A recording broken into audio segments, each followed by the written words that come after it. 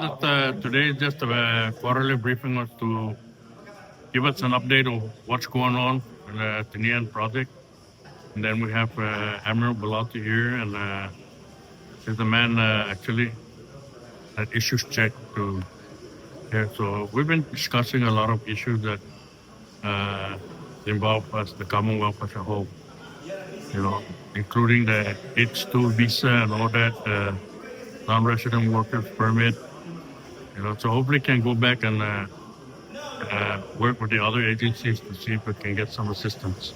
What about the lease extension given the budget, Well, that's another agenda that we need to talk about. Like we said, it's up to the people of Tinian. But we need to finalize something and then put it out and see what the people have to say. So far, we have some. I have some issues that I have to discuss with them.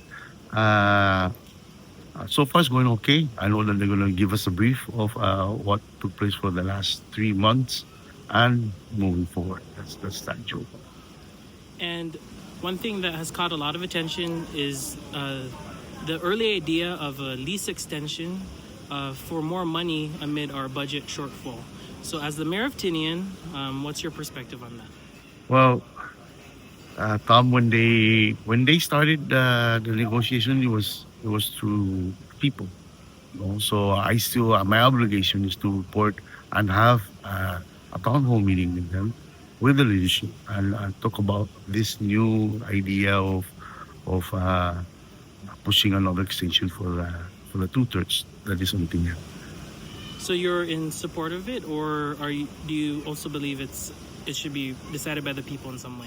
We should make the people come and voice their concerns, and listen also to them because they elected me to represent them. So I will, of course, in the coming months, we need to sit down and talk with our people. All right, so Congresswoman, another DOD stakeholder meeting, but I think what's different this time is the context. Mm-hmm. So I'm not sure if the economy was talked about in there. What can you share with the community? Well, so for me, it was important that the topic of the economy was included as part of this larger stakeholder conversation because, folks are looking to DOD, right, to assist with some of the issues here.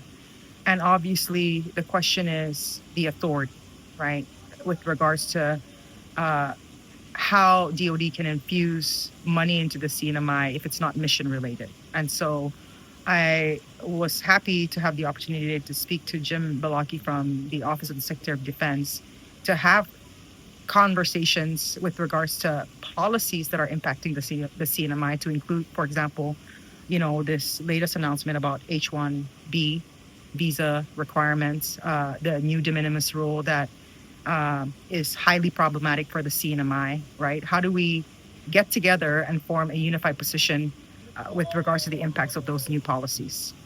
And of course, one major thing that was announced during that press conference was about lease extensions. Was that brought up at all today?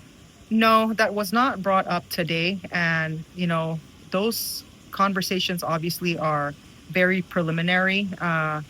It's just one of those ideas that have been tossed out. But I believe in public transparency. If we're even thinking about that, right, and somebody has that bright idea, that should be relayed to the public because no one person should be the decision maker with regards to extending any lease as it relates to our islands. All right. Anything else you want people to know? I know you're headed out to DC. You have lots of meetings this week. Anything else you want them to know?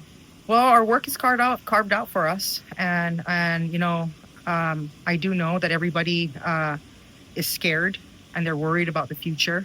But I'll say this, right? It's like an alcoholic, right? The first step to recovery is admitting that you have a problem. And I think what we can take away from the conversations this week is that everybody's coming to the table and acknowledging that we are in a dire economic situation. The house is literally on fire. And how do we put our heads together to start tackling some of these issues? And the first step to that is saying we do have a problem. Now let's sit together and have a plan of approach.